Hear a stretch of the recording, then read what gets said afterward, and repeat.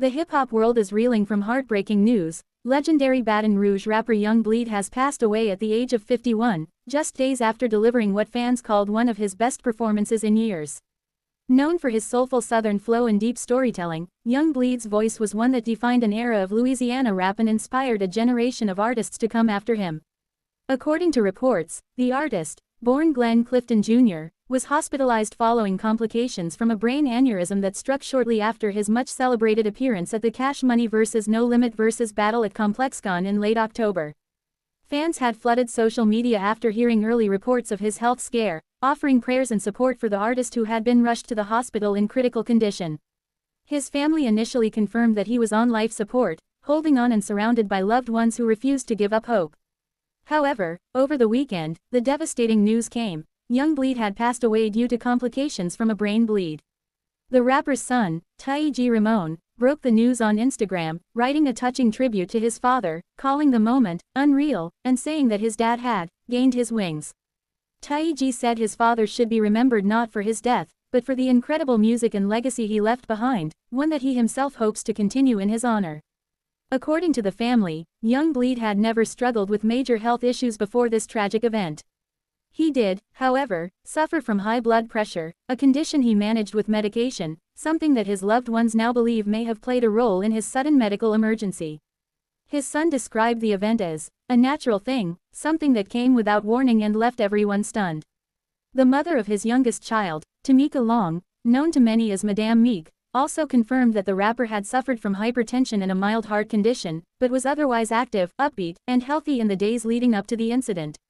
Tamika explained that he was placed in the ICU on a ventilator after the aneurysm caused severe internal bleeding, a moment that sent shockwaves through the hip-hop community.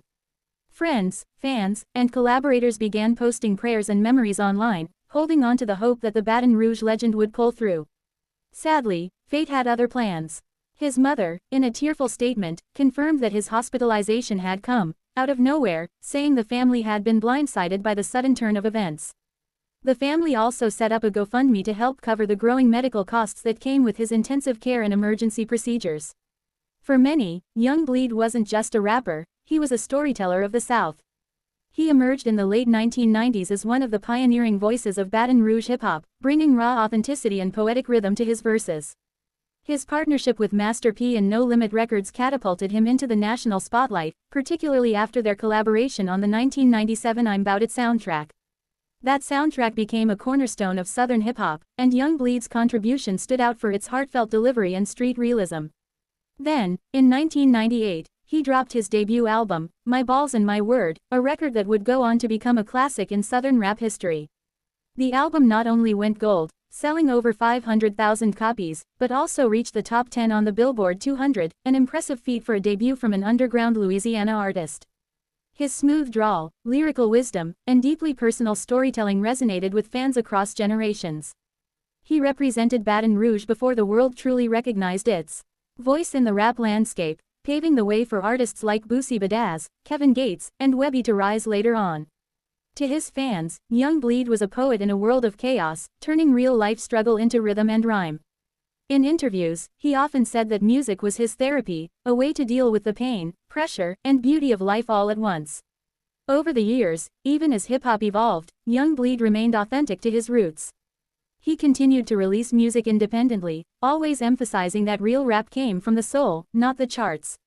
For those who saw him perform at ComplexCon just days before his collapse, the show now feels like a bittersweet farewell. Witnesses described his performance as powerful, full of energy and gratitude, as if he somehow knew he was closing a chapter. Fans who were there said he smiled often that night, thanking the crowd for still rocking with him after all these years. It was a moment of celebration that would unknowingly become his last stage appearance. The news of his passing has devastated the hip-hop world, with tributes flooding social media. Fellow Louisiana rappers and producers have expressed shock and sadness, remembering him as a humble giant who opened doors for the next generation. Master P wrote a heartfelt post, calling Young Bleed a true original, and a legend who made Baton Rouge proud. Fans have described the loss as the end of an era, one that shaped the sound of the South forever. Beyond his music, Young Bleed was a father, a mentor, and a symbol of perseverance. Those close to him say he was gentle, kind, and deeply spiritual, a man who believed in staying grounded no matter how high fame tried to lift him. He often spoke about the importance of family and how his children were his greatest motivation.